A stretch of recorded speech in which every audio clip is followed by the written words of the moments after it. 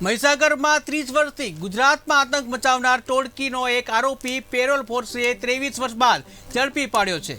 ગુજરાતમાં વર્ષો પહેલા સંતરામપુરમાં ગોઠીપ ગામે દરવાજા તોડીને લૂંટ કરી હતી। એમપી જાંબુઆની 25 થી 30 જેટલા લોકોની ટોળકીએ ગુજરાતમાં આતંક મચાવ્યો હતો। લૂંટફાટ અને ગરફોડ જેવા ગંભીર ગુનાને ટોળકી અંજામ આપતી હતી, જેમાં મોટાભાગના આરોપીઓને પોલીસે ઝડપી પાડ્યા હતા। ટોળકીનો ઈશ્વરભાઈ પરાગી નામનો આરોપી છેલ્લા 23 વર્ષથી નાસ્તો ફરતો હતો, જેને પોલીસે ઝડપી પાડ્યો હતો।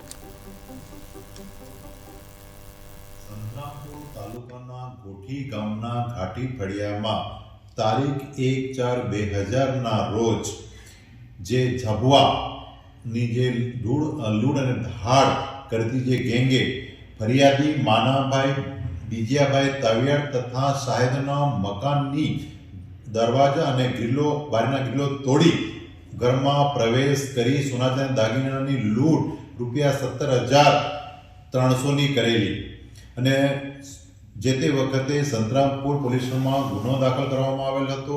તપાસ દરમિયાન પારસિંગ છગનભાઈ ધીરાભાઈ ડામોર જે ચાકલિયાના અટક કરવામાં આવેલા હતા, તેમના નિવેદનના આધારે જે મારગડા ગામના ફુલસિંહભાઈ રૂપાભાઈ અને અન્ય આરોપીઓ સંડોવાયેલા હોવાની માહિતી બહાર આવતા જે તે વખતે 7 આરોપીઓને પકડવામાં આવેલ હતા, જે પૈકી ઈશ્વરભાઈ છગનભાઈ પારગી છેલ્લા 23 વર્ષથી પોલીસ પકડથી દૂર હતા, જેથી જિલ્લા પોલીસ અધિક્ષક તેમજ રેન્જ અધિકારી દ્વારા નાસ્તા ફરતા મિલકત સંબંધી આરોપીઓની શોધખોળ કરવા માટે ફરલો ના પીએસઆઈ શ્રી પટેલ તથા મલેક તથા તેમની ટીમને સૂચના આપેલી હતી।